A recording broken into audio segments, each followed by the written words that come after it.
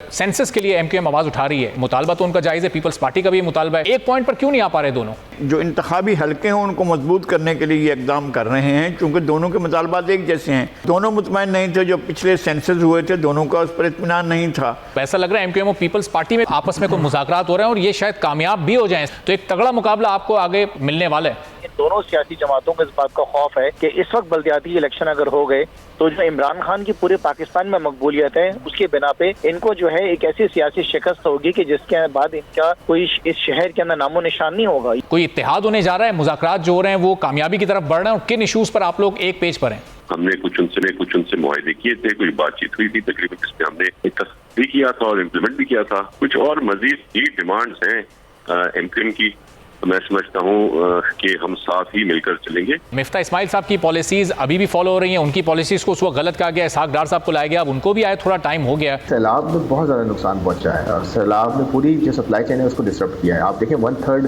आपकी population hurt हुई है और दोबारा से एकदम से आप ये समझ रहे हैं कि सप्लाई बेहतरी होगी। मेरा ख्याल ये बेहतर कर पाएंगे, कोई किसी के हाथ में अभी नहीं है। मुल्क भर में कोरोना केसेस की तादाद आहिस्ता आहिस्ता बढ़ना एक बार फिर शुरू हो गई है। एसओपीज की पाबंदी अब शुरू कर देनी चाहिए लोगों को। चाइना में इस वक्त एक नया वेरिएंट नमूदार हुआ है, ओमिक्रॉन का सब वेरिएंट, जिसको BF7 कहते हैं, और ये वेरिएंट बहुत तेज़ी से फैलता है। पाकिस्तान में इस वक्त कोई केस रिपोर्ट नहीं हुआ, लेकिन अल्टीमेटली क्योंकि न्यू ईयर के बाद और चाइनीज़ न्यू ईयर के बाद 22 जनवरी को चाइना का नया साल मनाया जाता है, जिसमें दुनिया भर से चाइनीज़ अपने मुल्क जाते हैं और फिर जब ये वापस जाएंगे अपने ममालिक जहाँ पे ये सर्व करते हैं, तो ये चांसेस यही हैं कि ये वायरस पूरी दुनिया में ये नया वेरिएंट फैल सकता है।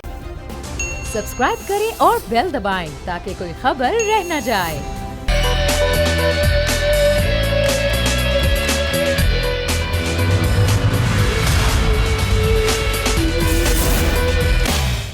अस्सलाम वालेकुम, आप देख रहे हैं प्रोग्राम आज की ताज़ा खबर। मैं हूं अरबाब जहांगीर। नाज़रीन, नए साल का आगाज़ हो चुका है, मगर पाकिस्तान की सियासी सूरत हाल का अहम निचोड़ निकालें तो सारी सियासी सूरत हाल गुज़िश्ता साल की तरह हस्बे रिवायत हस्बे तवक्को कायम व दायम है। अब पंजाब में सियासी बहरान हल नहीं हो सका तो दूसरी जानिब बल्दियाती इंतखाबात में ताख़ीर का मामला भी तूल पकड़ता जा रहा है। डॉलर मजबूत हो रहा है, मुल्क की मईशत मजीद कमज़ोर होती चली जा रही है। नए साल का आगाज़ होते ही हुकूमती इत्तेहादियों के बीच दूरियां भी बढ़ना शुरू हो चुकी हैं और शिकायतों का बाजार भी इस वक्त खूब गर्म है। सबसे पहले माजी की तरह हर हुकूमत से रूठ जाने की रिवायत को बरकरार रखते हुए एमक्यूएम की राब्ता कमेटी ने एक बार फिर सिंध में हल्का बंदियों पर पीपल्स पार्टी के रवैये पर सख्त बरहमी का इजहार करते हुए इस गैर संजीदा रवैये पर एहतजाज का फैसला किया है और नौबत दोनों के दरमियान यहाँ तक आ पहुंची है कि एमक्यूएम ने मौक़िफ़ इख्तियार किया है कि इस हुकूमत में शामिल होने से हमें हजीमत उठानी पड़ी है, हमारे लिए सब्र करना मुश्किल होता जा रहा है। यही सूरत हाल रही तो फैसला करेंगे कि हुकूमत में रहें या फिर अलहदा इलेक्शन लड़ा जाए। वजीर आजम जमानत पर कायम नहीं है तो हम फैसला करने में आज़ाद हैं। एमक्यूएम का मौक़िफ़ बड़ा वाज़ेह सामने आ गया है। दूसरी जानिब एमक्यूएम के बाद पीपल्स पार्टी भी वजीर आजम के रवैये से इस वक्त कुछ नाला नजर आ रही है। पीपी रहनुमाओं ने क़यादत को वजीर आजम के खिलाफ शिकायतों के ढेर लगा दिए हैं और अब पाकिस्तान पीपल्स पार्टी के रहनुमाओं का यह कहना है कि खैबर पख्तूनख्वा में पीपल्स पार्टी को मुकम्मल नज़रअंदाज किया गया है। वजीर आजम पीपी अरकान के तरक्याती मनसूबों को नज़रअंदाज कर रहे हैं, जबकि JUI फे और दीगर इत्तेहादियों की निस्बत ज़्यादा उन्हें नवाजा जा रहा है। पीपी रहनुमाओं की क़यादत ने मशवरा दिया है कि वज़ीर आज़म को बताएं इत्तेहादी हुकूमत हमारी मरहून मिन्नत है। जहाँ इत्तेहादी हुकूमत में रंजिशें इस वक्त शिद्दत इख्तियार कर रही हैं, वहीं टेक्नोक्रेट हुकूमत की उड़ती हुई आवाज़ें भी नई सियासी कशीदगी को जन्म दे रही हैं। प्रोग्राम का आगाज़ हम इस ओपनिंग पॉइंट के साथ करेंगे कि क्या एमक्यूएम के सारे शिकवे और हुकूमत से अलहदा हो जाने की धमकियाँ माजी की तरह सिर्फ सियासी पॉइंट स्कोरिंग है? क्या पीपल्स पार्टी हल्का बंदियों और दीगर तहफ़्फ़ुज़ात पर एमक्यूएम को एतमाद में ले सकेगी या पीपल्स पार्टी भी अब इलेक्शन से कबल हिकमत अमली तब्दील करके शहर कायद पर अपनी गिरफ्त मंजूर करेगी? और क्या इत्तेहादी हुकूमत अपने आपसी मसाइल हल करने में मगन रहेगी या फिर दम तोड़ती मईशत को ऑक्सीजन फराम कर सकेगी? और क्या अवामी मसाइल इस साल भी माजी की तरह हर गुजरते दिन के साथ बढ़ते चले जाएंगे? तो आज एक बड़ी अहम मीटिंग भी होनी थी एमक्यूएम के मरकज़ बहादुराबाद पर। अली रज़ा इस वक्त बोल न्यूज़ के नुमाइंदे वहाँ पर मौजूद हैं, पहले ज़रा उनसे बात कर लेते हैं, फिर बाकायदा गुफ्तगू का आगाज़ करते हैं। अली रज़ा, इस वक्त क्या अपडेट्स हैं बहादुराबाद से? मीटिंग पहले इसका टाइम था 3 बजे, फिर आगे बढ़कर कोई 4 साढ़े 4 हुआ। कब होगी ये मीटिंग और किन पॉइंट्स पर आज बात होगी? कोई अहम ऐलान या फैसला हो सकता है? जी बिल्कुल, देखिए पंजाब की सूरत हाल जब मंजरनामा बदला है तो यकीनी तौर पे अब सिंध के अंदर भी जो है सियासी हलचल देखी जा रही है। और शहर का जो हाल है वो सबके सामने है। सड़कें टूटी हुई हैं, पानी के मसाइल हैं, दीगर मसाइल हैं जो कि इस वक्त शहरी बिलबिला उठ रहे हैं और यही मुतालबा कर रहे हैं कि ये मसाइल का हल निकले। ये मसाइल का हल जो है वो बल्दियाती इलेक्शन के थ्रू जो है वो देखते हैं। मगर अब मसला ये है कि मुत्तहिदा कौमी मूवमेंट जो कि कल एक सख्त रद्द-ए-अमल दिया है पाकिस्तान पीपल्स पार्टी के खिलाफ और वाज़ेह तौर पे उन्होंने मौक़िफ़ दे दिया है कि जी अगर हल्का बंदियां जो है वो नहीं होती हैं और उसके पहले इलेक्शन हो जाते हैं तो यकीनी तौर पे सड़कों पर आएंगे। 15 जनवरी का डेडलाइन दी थी खालिद मकबूल सिद्दीकी जो कन्वीनर है एमक्यूएम के, और उन्होंने वाज़ेह तौर पे बोल दिया है कि अगर ये हल्का बंदियां ठीक नहीं होती। अब एतराज़ क्या है? एतराज़ ये है कि वो ये क्लेम कर रहे हैं, ये मसला उठा रहे हैं कि कहीं यूसी जो है वो 90,000 पर मुश्तमिल है तो कहीं 30,000 पे, जहां उनके वोटर्स कम है उधर उनको कम कर दिया गया है। साथ साथ ये इतलात भी सामने आ रही हैं, शिकवे भी सामने आ रहे हैं कि 18 साल की उम्र से की तादाद जो कि 6.5 लाख के करीब नौजवान हैं उनको वोट देने के हक से ही महरूम कर दिया गया है। ये एक एतराज बड़ा है। अब ये तमाम की तमाम चीजें जो हैं वो डिस्कस की जा रही हैं और डिस्कस जो है आज बिलावल हाउस में किया जाएगा जहाँ पर मीटिंग शुरू हो चुकी है। कब खत्म होगी या अभी मीटिंग भी शुरू नहीं हुई है?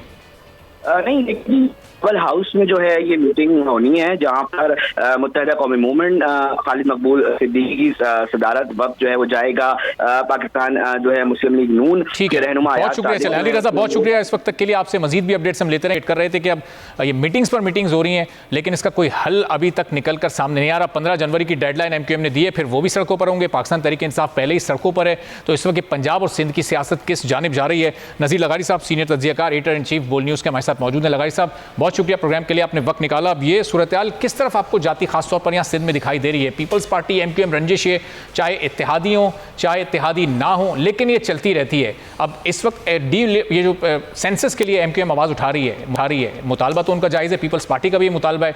एक पॉइंट पर क्यों नहीं आ पा रहे दोनों अपने अपने मेरे ख्याल में जो इंतखाबी हल्के हैं उनको मजबूत करने के लिए ये इक़दाम कर रहे हैं, क्योंकि दोनों के मुतालबात एक जैसे हैं। दोनों मुतमईन नहीं थे। जो पिछले सेंसस हुए थे दोनों का उस पर इत्मीनान नहीं था। कराची की आबादी 1.5 लाख से भी कम कर दी, 1.5 करोड़ से भी कम कर दी गई थी और जाहिर है यहाँ पर आबादी तो बहुत ज़्यादा है। बल्कि एक हद तक ये कहा जा सकता है कि लाहौर को पाकिस्तान का सबसे बड़ा शहर ज़ाहिर किया गया और कराची को उससे भी कम आबादी दिखाएगी। तो इस पर एमक्यूएम का या पीपल्स पार्टी दोनों का एहतजाज जायज़ भी है और उस पर दोबारा सेंसस होना भी चाहिए था। और ये तो इनके पास हुकूमत में हैं ये पिछले 7-8 महीने से, तो इन्होंने पहले यही कोशिश कर लेनी चाहिए थी कि वो इलेक्शन कमीशन से अप्रोच करते और कहते कि जनाब हल्का बंदियों से पहले हुकूमत सेंसस का कराती। एक तो ये कि खाना शुमारी करनी है, मरदमशुमारी करनी है और फिर उसके बाद हल्के बनाए जाने हैं। ये तो हो ही नहीं सका। इलेक्शन जो है 15 जनवरी तक मुलतवी कर दिया गया था। अब 15 जनवरी में कितने दिन रह गए हैं? बाकी 12-13 दिन रह गए। इन 12-13 दिनों में क्या ये मुमकिन है कि पूरे शहर की असरन और सेंसस भी हो सके और दोबारा जो है वो इनका खाना शुमारी मरदमशुमारी होने के बाद क्या ये पॉसिबल है कि हल्का बंदियाँ नए सिरे से की जाएँ और फिर जो है इलेक्शन कराए जाएँ? तो 15 तक तो ये मुमकिन नहीं है। और फिर ये होता है कि क्या कौन सी पार्टी जो है वो कोर्ट में चली जाए और कोर्ट क्या फैसला दे हमें मालूम नहीं है। इसलिए कि कमज़ोर हुकूमतों में जुडिशल एक्टिविज़म जो है वो ज़्यादा आगे बढ़ जाता है और हमें उसके देख भी रहे हैं, उसके समरात भी देख रहे हैं, उसके नताइज भी देख रहे हैं। तो ये सूरत हाल भी है और देखते ये हैं कि अब आगे कौन सा दोनों एक पेज पर आते हैं या अलग अलग पेज पर रहते हैं। मेरा ख्याल ये है कि दोनों का शायद इस मामले पर हो कि जी हम मिलकर मुकाबला करें। ये ख्वाहिश किसकी हो सकती है हमें अंदाज़ा नहीं है, इसलिए कि दोनों की तरफ से अपनी इलेक्शन की तैयारियां मौजूद हैं। फिर कराची में जो है बड़े पैमाने पर जो तरक्याती काम हो रहे हैं उनका इस वक्त होने का क्या मकसद लिया जा सकता है? हो सकता है सिंध हुकूमत अपने तौर पर कर रही है और उसके पहले से मंसूबे हों, लेकिन अरबों रुपए खर्च किए जा रहे हैं। सफूरा से लेकर जेल चुरंगी तक जो है ये दरमियान के सारे रास्ते में अंदर एक बनाई जा रही है। इसी तरह से जिस तरह से जो है वो ग्रीन बस या रेड बस या इस तरह की कुछ चीज़ चलाने की मनसूबा हो रहा है। मरीर कैंट के जो चेक पोस्ट 6 से आगे तक का जो है वो सारी खुदाई हो गई है। चेक पोस्ट 6 से जो है वो अपना सफूरा चुरंग तक ये खुदाई हो गई है। तो ये सारे के सारे काम हो रहे हैं। ये काम कब ख़त्म होंगे, कब पूरे होंगे और फिर कब जाकर इसके नतीजे निकलेंगे? काम हो रहे हैं तरक्याती काम भी हो रहे हैं। सब इन तरक्याती कामों का तो आगे ये 1.5-2 साल कोई लग जाएंगे इसको मुकम्मल होने में, तो इसका मतलब फिर इतने अरसे तक क्या ये इसी तरह अदालतों से तारीखें ली जाती रहेंगी और बल्दियाती इंतखाबात फिर भूल जाएं उस वक्त? मेरे ख्याल है इलेक्शन होने चाहिए। क्यों घबराती हैं सियासी पार्टियां बल्दियाती इलेक्शन से, मुझे इसकी बात समझ में नहीं आती है कभी भी। यानी ये सिर्फ ये इसका रिकॉर्ड नहीं है कि पीपल्स पार्टी अवॉइड कर रही है, PMLN ने भी अवॉइड किया, PTI ने अवॉइड किया, तमाम पार्टियों ने जो है इलेक्शन को जब इक़्तिदार में होती हैं और मरकज़ में इक़्तिदार होता है तो फिर वो बल्दियाती इलेक्शन को एक तरफ रख देते हैं। मेरे ख्याल में थर्ड टियर पर हमें पावर्स को और फाइनेंसेस को ले जाना चाहिए, अख्तियारात का और वसाइल का जो है निचली सतह पर जाना बहुत ज़रूरी है। और अगर ये निचली सतह पर जा रहा होता तो ये सूरत हाल ना होती। आज से कोई 5-6 साल पहले पीपल्स पार्टी हुकूमत ने, सूबाई हुकूमत ने कहा कि हम 10 अरब के काम करा रहे हैं। 10 अरब के उनके काम से शहर फैसल पर काम हो गया, उसके बाद जो है लियाकताबाद पर हो गया, फिर अंडरपास बन गया शहीद मिलत रोड का। कि भाई अगर 10-10 अरब रुपए से अभी 8 अरब के काम हो रहे हैं तो आप इन कामों को जारी रखें ना। ये क्या तरीका है कि जनाब आप जो है वो इस काम को रोक कर बैठते हैं? शहर की तरक्की का काम जारी रहना चाहिए और ले आए अख्तियारात को निचली सतह पर। कोई मसला नहीं है किस पार्टी का आता है किस पार्टी का नहीं आता है, तो इससे कतई नज़र शहर को सर्व होना चाहिए, शहर के साथ जो है वो इंसाफ होना चाहिए। अब ये वफाकी हुकूमत को बने हुए ये 1 हफ्ते बाद पूरे 9 महीने मुकम्मल हो जाएंगे। MQM इनके साथ बहुत सारी शराइत पर शामिल हुई थी, अब वो उनके कह रहे हैं कि अब हम वादे याद दिला रहे हैं तो वज़ीर आज़म उन पर अमल नहीं कर रही है। सेंसस दोनों जमातों का मुतालबा है, पीपल्स पार्टी का भी MQM का भी। वफाकी हुकूमत में सबसे बड़ी जमात है नून लीग, उसका तो यहाँ कोई स्टेक नहीं है, तो फिर उनको ये मुतालबा मानने में क्या कबाहत है? क्यों नहीं मान रही नून लीग इस मुतालबे को? नहीं, ये बात हमें भी समझ में नहीं आती है कि कराची में पिछले 9 महीने से जब से ये इक़्तिदार में, ये काम तो आसानी से हो सकता था, इसलिए कि तमाम पार्टियों की रिजर्वेशन थी कि कराची की आबादी को कम किया गया। अच्छा, इस हिसाब से अगर आपने कराची में कौमी असम्बली की 20 और सूबाई असम्बली की 40 सीटें रखी हुई हैं तो लाहौर की सीटें कितनी हैं? इसलिए कि लाहौर की आबादी तो आपने कराची से बढ़ा दी है, तो फिर आप कहेंगे कि लाहौर की जो है सीटें बढ़नी चाहिए और लाहौर की सीटें आप बढ़ाएंगे, जबकि कराची की आबादी को कम दिखाया गया है। इसके ऊपर तो कराची वाले सारे के सारे एक पेज पर चीख रहे हैं। देखें, एक और बात भी है, मैं सबका एहतराम करता हूँ जो भी मुंतखब नुमाइंदे आवाम से वोट लेकर आने वाले, PTI के भी थे 14 नुमाइंदे, उनमें से कराची बेस्ड लोग नहीं थे ज़्यादा, उनके अपने अपने स्टेक्स अपने अपने सूबों में भी हैं। बहुत से ऐसे हैं जो खैबर पख्तूनख्वा से ताल्लुक़ रखते हैं, यहाँ MNA हो गए, पंजाब से हैं यहाँ MNA हो गए। लेकिन ये कि अगर यहाँ कराची में कराची के बेसिक इंटरेस्ट को सामने रखकर लोग आगे बढ़ें तो बिल्कुल हो सकता है। मैं इस बात को असबियत की बुनियाद पर नहीं कह रहा हूँ, मैं कराची का शहरी हूँ पिछले 60 साल से ज़्यादा अरसे से, और मैं समझता हूँ कि मैं कराचियाइट के तौर पर ये समझता हूँ कि शहर को आगे बढ़ना चाहिए। शहर के बहुत बुरे हालात हैं, इसको तरक्की दी जानी चाहिए और इसके लिए ज़रूरी है कि हमें पता तो हो कि हमारी आबादी कितनी है, घर कितने हैं, उसके बाद ही हम आगे बढ़ सकेंगे। बिल्कुल। चलने लगा साहब, पाकिस्तान तहरीक इंसाफ का इस पर मौक़िफ़ क्या? खुद पाकिस्तान तहरीक इंसाफ के रहनुमा हमारे साथ मौजूद हैं। तो खुर्रम साहब, पहले तो MQM के तमाम धड़े एक होने जा रहे थे, अब ऐसा लग रहा है MQM और पीपल्स पार्टी में भी आखिर आपस में कोई मुज़ाकरात हो रहे हैं और ये शायद कामयाब भी हो जाएं सेंसस के और दूसरे इशूज़ की हद तक। तो एक तगड़ा मुकाबला आपको आगे जब भी बल्दियाती इंतखाबात होते हैं उसमें मिलने वाला है। अच्छा देखें, शहर के मुफाद के लिए अगर ये कुछ काम कर जाएं दोनों सियासी जमातें हैं तो हम इनको अप्रिशिएट करेंगे, लेकिन इन्होंने तो आज तक अपने जितने भी अदवार के अंदर इनके आपस में इत्तेहाद रहे हैं, इन्होंने तो हमेशा शहर को नुकसान ही पहुंचा है। इनके इत्तेहाद से शहर को कभी कोई फायदा नहीं हुआ, शहर को कभी इन्होंने डिलीवर नहीं किया। सो पीपल्स पार्टी ने तो हमेशा कराची शहर के साथ सौतेली मावला सलूक रखा है। तो मुझे नहीं पता कि MQM इनके पास क्या ढूंढने जा रही है, ये डिलिमिटेशन के बहाने पीछे क्या चीज़ छुपी हुई है और क्या इनकी डिमांड्स हैं। सो बेसिक जो मोटी चीज़ है वो ये है कि इस वक्त मुत्तहदा कौमी मूवमेंट और उसके साथ साथ इनकी जो पाकिस्तान पीपल्स पार्टी, इन दोनों सियासी जमातों को इस बात का खौफ है कि इस वक्त बल्दियाती इलेक्शन अगर हो गए तो जो इमरान खान की पूरे पाकिस्तान में मकबूलियत है उसके बिना पे इनको जो है एक ऐसी सियासी शिकस्त होगी कि जिसके बाद इनका कोई इस शहर के अंदर नामो निशान नहीं होगा। ये बहुत अच्छी तरह जानते हैं, क्योंकि जो लास्ट इलेक्शन था, बाई इलेक्शन, उसमें आपने देख लिया PSP और MQM पाकिस्तान और एक और शेर फारूक सत्तार साहब की भी कोई जमात थी, चारों ने मिलकर भी उतना वोट नहीं लिया जितना PTI के विनिंग कैंडिडेट ने लिया। सो ये तो राइटिंग ऑन द वॉल है कि 15 तारीख को अगर इलेक्शन हो जाती हैं तो तहरीक इंसाफ कराची में अपने मेयर भी लेकर आएगी और तकरीबन तमाम टाउन्स के अंदर अपने नाजिम भी लेकर आएगी। इस बात की खौफ की बुनियाद पे चाहते हैं कि किसी न किसी बहाने से, किसी न किसी रीजन की वजह से ये इलेक्शन डिले हो जाए। बाद में हो सकता है ये सब इकट्ठा होकर इलेक्शन लड़ना चाहते होंगे, लेकिन मैं इनको ये पैगाम देना चाहता हूँ कि अगर आप इकट्ठे भी हो जाएंगे ना तो इससे ज्यादा बड़ी शिकस्त आपको होगी, क्योंकि इस वक्त ये शहर जो है वो इमरान खान का शहर है। इस वक्त पूरा कराची शहर जो है वो इमरान खान का रिस्पॉन्ड करता है इमरान खान को। लेकिन आप नहीं समझते कि नेशनल लेवल की पॉलिटिक्स होती है वो ये बल्दियाती पॉलिटिक्स से बिल्कुल अलग होती है? बल्दियाती इलेक्शन की हद तक तो जमात इस्लामी भी बड़ी स्ट्रॉन्ग कंटेंडर है और हाफिज नईमुर रहमान की मकबूलियत भी इस वक्त खासी है कराची में। मुकाबला करेंगे ना, मुकाबला करेंगे, ये तो किसी दौड़ के अंदर है ही नहीं ना। देखें क्या वजह है कि आपस में सब इकट्ठे हो रहे हैं, इनके आपस में इतने इख्तलाफात हैं, इतने बंटवारे के मामलात हैं, तो इनका साथ इकट्ठे होने का मकसद ही यही है कि ये इनके ख्यालात हैं या ये ख्वाब देख रहे हैं कि शायद जब इकट्ठे हो जाएंगे तो हम कुछ कर लेंगे। देखें कि जो वसीम अख्तर साहब थे उन्होंने अपने पिछले जो मेयर थे 4 साल में क्या किया, उन्होंने रो रो के वक्त गुजार दिया कि मेरे पास इख्तियारात नहीं। कराची शहर के अंदर आप चाहते तो बहुत कुछ कर सकते थे।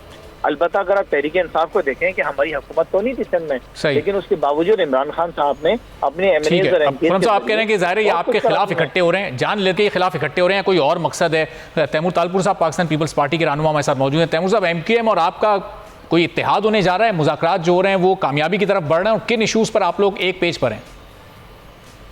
बिस्मिल्लाहिर्रहमानिर्रहीम। जी बिल्कुल, एमक्यूएम हमारी इत्तेहादी है गवर्नमेंट में और इसी से हम साथ चलना चाहते हैं। के साथ भी हमने कुछ उनसे मुआहदे किए थे, कुछ बातचीत हुई थी तकरीबन, जिसमें हमने एक तस्दीक किया था और इम्प्लीमेंट भी किया था। कुछ और मजीद ही डिमांड्स हैं एमक्यूएम की, तो मैं समझता हूँ कि हम साथ ही मिलकर चलेंगे और जो भी उनकी डिमांड्स हैं जिन पे कमिटमेंट हो गई है वो बिल्कुल पूरी होंगी, और जिन पर बातचीत चल रही है उसमें मैं समझता हूँ इत्तेफाक बड़ा जल्द हो जाएगा। तैमूर साहब, सेंसस तो आप लोग का भी मुतालबा है, ज़ाहिर कराची की आबादी को कम दिखाया गया, एमक्यूएम भी यही कह रही है। इख्तिलाफ कहाँ है इस मामले में? पाकिस्तान पीपल्स पार्टी और एमक्यूएम की सोच कहाँ मुख्तलिफ है इस मामले की हद तक? नहीं, हमारी इस पर कोई इख्तिलाफ नहीं है। एमक्यूएम की डिमांड थी और हमने पहले दिन से उनकी इस डिमांड पे यस कहा था कि हम सेंसस चाहते हैं, क्योंकि हमें पता है और हम समझते हैं कि कराची में जो सेंसस हुए थे तो उनमें ज्यादती की गई थी, कराची की आबादी को कम दिखाया गया था, जिसकी वजह से अगर इसका हम कोई हल नहीं निकालते तो कराची का नुकसान होगा। तो बिल्कुल इसमें हम दोनों एक पेज पर हैं और हम इत्तेफाक करते हैं ऑलरेडी इस बात पर। कुछ इश्यूज हुए थे, कोर्ट मैटर्स थे जिनकी वजह से कुछ ना इत्तेफाकी हुई थी, but we are on the same page. तो तैमूर साहब, एमक्यूएम की डिमांड्स फिर क्या नून लीग इस वक्त नहीं मान रही है? 9 माह हो चुके हैं और अब तो एमक्यूएम हुकूमत से निकलने की बातें कर रही है, और इस वक्त अगर हुकूमत से निकलने का वो ऐलान कर देते हैं तो आप लोग की जो इस वक्त मुत्तहिदा हुकूमत है, आप लोग इत्तेहादी हुकूमत, ये अफोर्ड कर सकती है एमक्यूएम का बाहर जाना? देखिए, ये तो ऑफकोर्स हमने सुनने को हमें मिला है कि ऐसा हो सकता है, पर अगर आप फैक्चुअल सिचुएशंस और फैक्चुअल आज का पॉलिटिकल सिचुएशन को देखें तो it is not possible for us to leave MQM, nor is it possible for MQM to leave us. तो कभी कभार हमारे भाई, हमारे दोस्त थोड़ा प्रेशर टैक्टिक्स इस्तेमाल करते हैं, उसका सियासी हक है, वो कर सकते हैं, पर मैं कहीं भी नहीं देख रहा ऐसा कुछ कि हम अलग हों या इनको अपनी राहें जुदा करें। एक ही रास्ता है, पीडीएम का रास्ता है, और उसी को सारे फेडरल में भी फॉलो करेंगे और प्रोविंस में भी।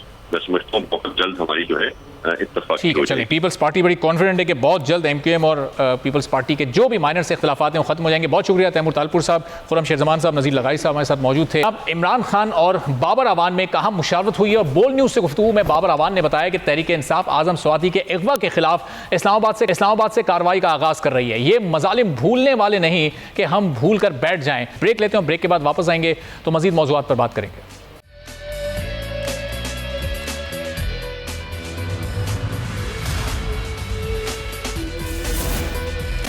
नाज़रीन, अब एक और जाविया यह है कि शहबाज शरीफ साहब के इख्तिदार से पहले के दावे थे कि मुल्क को दरपेश तमाम मसाइल दूर करने के लिए सिर्फ 6 माह का वक्त दरकार है। फिर जब इख्तिदार मिल गया और 8 माह में मईशत मुस्तहकम करने के बजाय डुबो दी गई, तो अब उन्होंने अगले 5 साल में सब सही करने का नया बयान दाग दिया है। 8 माह में सरकार ने मुल्क को तबाही के दहाने पर ला खड़ा किया और हर तरफ दिवालिया होने की गूंज है।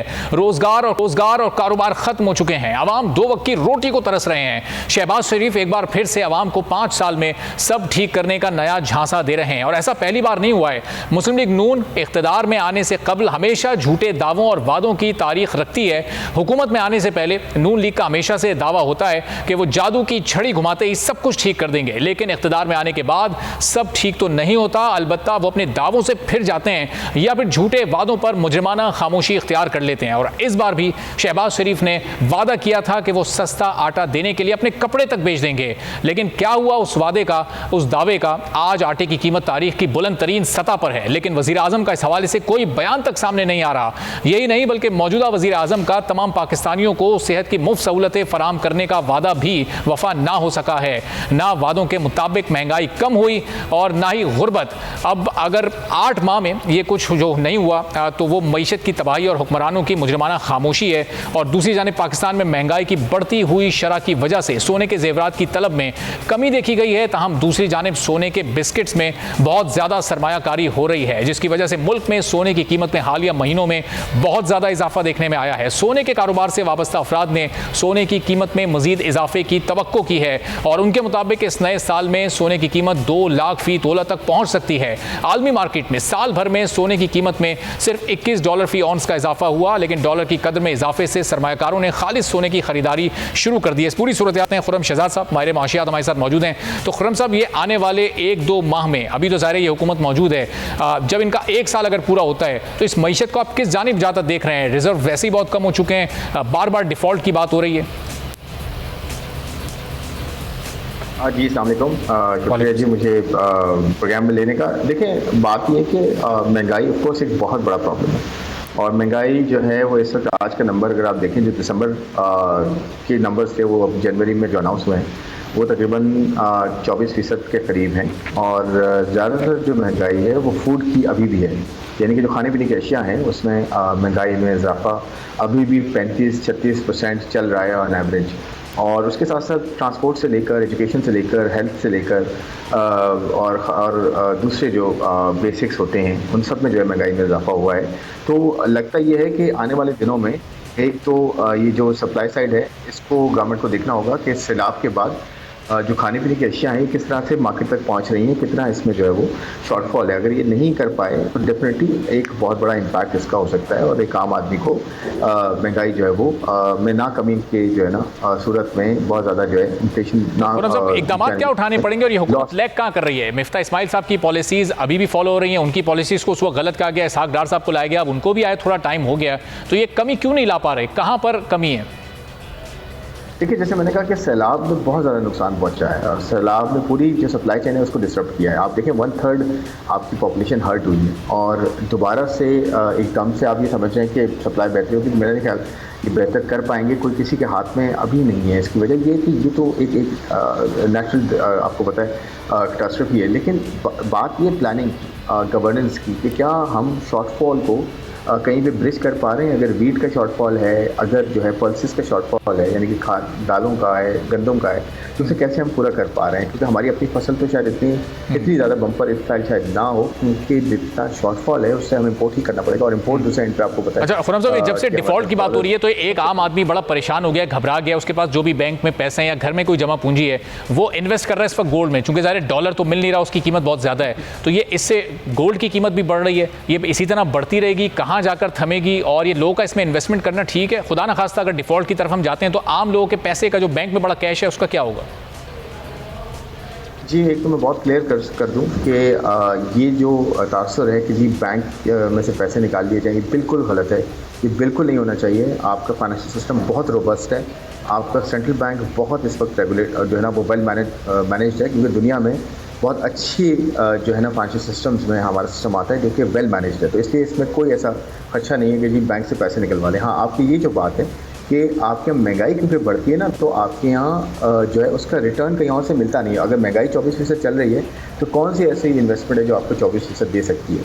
ये हो सकता है कि आप इन्वेस्ट करें, या तो ऑफकोर्स गोल्ड एक ऐसी चीज़ होती है जिसमें आपको जब भी रिस्क बढ़ता है इकॉनमी में तो इसे एक सेफ हेवन कहते हैं जी गोल्ड में आप इन्वेस्ट करते हैं। गोल्ड की जो कीमत है वो बढ़ती है, साथ साथ जब रिस्क बढ़ता है डेफिनेटली गोल्ड में इन्वेस्ट करना चाहिए। लेकिन मैं ये कहूँगा, ये जो आपने बात की ना कि जी गोल्ड में हर कोई पैसे डाल रहा है, हर कोई पैसा नहीं लगा रहा है सब गोल्ड में, क्योंकि हर कोई किसी के पास इतनी इस्तात शायद नहीं है कि गोल्ड ले सके। प्रॉब्लम ये है कि जो ग्रे मनी है ना, जो आपके यहाँ डॉलर्स में जा रही थी पहले, जो कैश होता है इकॉनमी में, जो कि ग्रे कैश है या ब्लैक इकॉनमी है, ये वही जाती है ज़्यादातर, उसी तरफ गई है। जब डॉलर नहीं मिल रहा था तो गोल्ड की तरफ चले गए। ये एक आम आदमी अभी इन्वेस्ट नहीं कर रहा। आम आदमी को करना चाहिए इन्वेस्ट गोल्ड में, प्रॉपर्टी में, जो है बॉन्ड्स में इन्वेस्ट करना चाहिए। स्टॉक मार्केट बहुत नीचे है, यहाँ पे अगर लॉन्ग टर्म के लिए इन्वेस्ट किया जा सकता है तो किया जाए। तो मेरा ख्याल में एक आम आदमी के लिए इन्फ्लेशन हेज कुछ भी हो सकता है, छोटा मोटा कारोबार भी हो सकता है। कोशिश की जाए कि इन्वेस्ट ज़रूर करें। सिर्फ पैसा रख के महंगाई की वजह से उसमें कमी आएगी, उसमें बेहतरी नहीं आएगी। इन्वेस्टमेंट ज़रूरी है। ठीक है, तो खुर्रम साहब, अब ये ज़ाहिर डॉलर्स की जो इस वक्त कमी है मुल्क में, अब ये किस तरह, जो हमारे रिजर्व भी बहुत कम हो गए, IMF का प्रोग्राम मिलने में भी थोड़ा टाइम है, उस वक्त तक ये चंद हफ्तों की बात हो रही है कि अब दरामदाद के चंद ही दिनों के पैसे रह गए, तो ये सिचुएशन अब कितनी परेशान कुन है गवर्नमेंट के लिए? देखिए, मेरे ख्याल में चैलेंजेस बहुत ज़्यादा हैं, और अभी जो है, जैसे आपने बिल्कुल सही कहा कि हमारे यहाँ जो है वो रिजर्व बहुत कम है, और हमारे यहाँ कर्ज़ों की अदायगियाँ बहुत ज़्यादा है। सबसे बड़ा जो इस वक्त इशू होना चाहिए गवर्नमेंट के पास, जो गवर्नमेंट प्रायोरिटाइज़ करे, वो है कि कर्ज़ों की अदायगियाँ कैसे की जाएँ। इस वक्त कोई और काम ना करे, गवर्नमेंट सिर्फ और सिर्फ एक चीज़ पे प्रायोरिटाइज़ करे कि एनर्जी को ठीक कैसे किया जाए, और सर्कुलर डेट को ठीक कैसे किया जाए, और अपनी जो कर्ज़ों की अदायगियाँ वो कैसे की जाए। देखिए, 2-3 तरीके मैं आपको बताता हूँ। एक तो ये होना चाहिए कि जो फिस्कल डेफिसिट है, यानी कि जो टैक्सों की रिसिप्ट्स हैं, जो टैक्स रेवेन्यू होता है गवर्नमेंट का, और गवर्नमेंट की जो आगे जो एक्सपेंडिचर्स होते हैं, इनको ना टाइट करने की ज़रूरत है। अभी IMF आपसे ये कह रहा है कि आप करेंसी को इस वक्त मार्केट वैल्यू पे ले आएँ। मार्केट वैल्यू क्या है करेंसी की? यानी कि डॉलर की मार्केट वैल्यू इस वक्त क्या है? 260 रुपये, 265 रुपये, 255 रुपये। तो आप ले आए ना उस पर, ताकि IMF एटलीस्ट ये एग्री कर जाए कि ठीक है, ये मार्केट पे ले आएँ इसको। फिर वो कह रहा है कि जी आप गैस प्राइसेस बढ़ाएं, आप पेट्रोल को कम ना करें। तो पेट्रोल को फॉर द टाइम बिंग कम ना किया जाए, फॉर द टाइम बिंग मैं कह रहा हूँ। देखें, आम आदमी को रिलीफ बिल्कुल मिलना चाहिए, लेकिन अगर आपको ये है कि अब डिफॉल्ट करने के खर्चात बढ़ जाते हैं। ठीक है, तो ये वो चंद स्टेप्स हैं जो कि इस वक्त गवर्नमेंट को लेने चाहिए ताकि मईशत को फिलहाल आला दिया जा सके। बहुत शुक्रिया खुर्रम शहजाद साहब, हमारे माशात हमारे साथ मौजूद थे। एक ब्रेक ले रहे हैं, ब्रेक के बाद वापस आएंगे, एक और अहम मौजू पर गुफ्तगू होगी।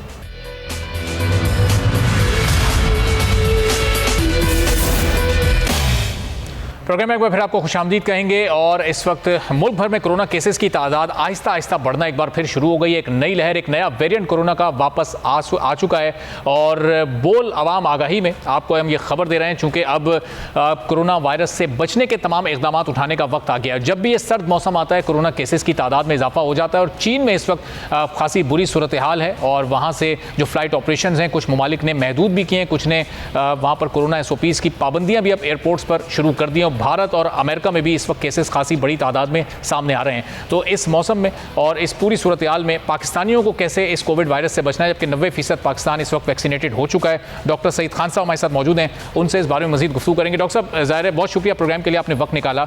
ये जो अभी तो बहुत चंद एक केसेस सामने आ रहे हैं, एक दिन में कोई 12 केसेस 14 केसेस, लेकिन क्या ये खतरे की अलामत है? इसको सीरियस लिया जाए? SOPs की पाबंदी अब शुरू कर देनी चाहिए लोगों को? जी, अस्सलाम वालेकुम, बहुत बहुत शुक्रिया प्रोग्राम में इनवाइट करने का।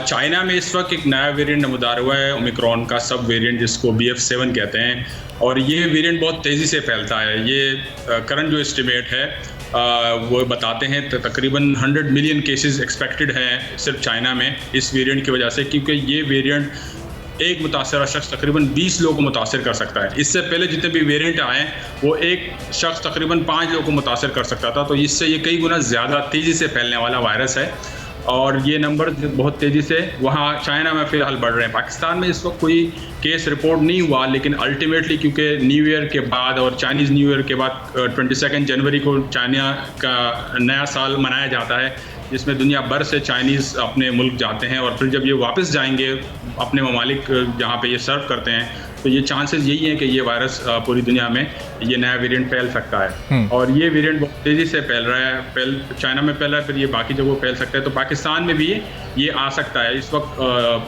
ये रिपोर्ट नहीं हुआ, लेकिन ख़दशा यही है कि आने वाले जनवरी के मिड में या जनवरी के आखिर में या फरवरी में ये यहाँ पे मौजूद होगा, और बहुत ज़्यादा तादाद में लोग इससे इन्फेक्ट होंगे, क्योंकि वैक्सीन यहाँ पे लगी है, तो ये एक हमारे लिए सेफ्टी है। लेकिन ये वायरस जो वैक्सीनेटेड, तो डॉक्टर साहब, ये जो गुज़िश्ता 24 घंटे में जो 12 केसेस सामने आए हैं, तो ये पुराने वाले वेरिएंट के हैं? इसका मतलब नया वेरिएंट अभी पाकिस्तान नहीं पहुंचा है, तो अभी इंतजामात और इकदाम उठाने का वक्त है।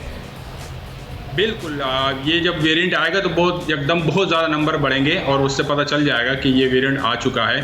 उससे पहले जितने भी हम इकदाम उठा लें वो बेहतर है, ताकि इसके आने को हम रोक लें या कम से कम इसको स्लो डाउन करें, ताकि ये बहुत तेज़ी से ना आ पाए।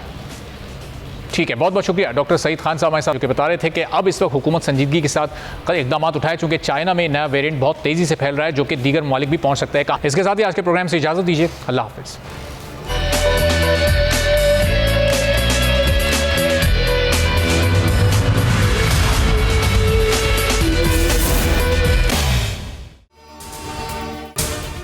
अगर आपको ये वीडियो पसंद आई है तो सब्सक्राइब करें और बेल आइकन पर क्लिक करें। सबसे बड़े चैनल बोल न्यूज के एंकर मखदूम शहाबुद्दीन के प्रोग्राम अब बात होगी ने रेटिंग के तमाम रिकॉर्ड्स तोड़ दिए। मैं हूं मखदूम शहाबुद्दीन और आप देख रहे हैं अब बात होगी। 46% नाजरीन ने बोल न्यूज को देखा। सोशल मीडिया पर भी सबने ज्यादा देखा। सब्सक्राइब करें और बेल दबाएं ताकि कोई खबर रह न जाए।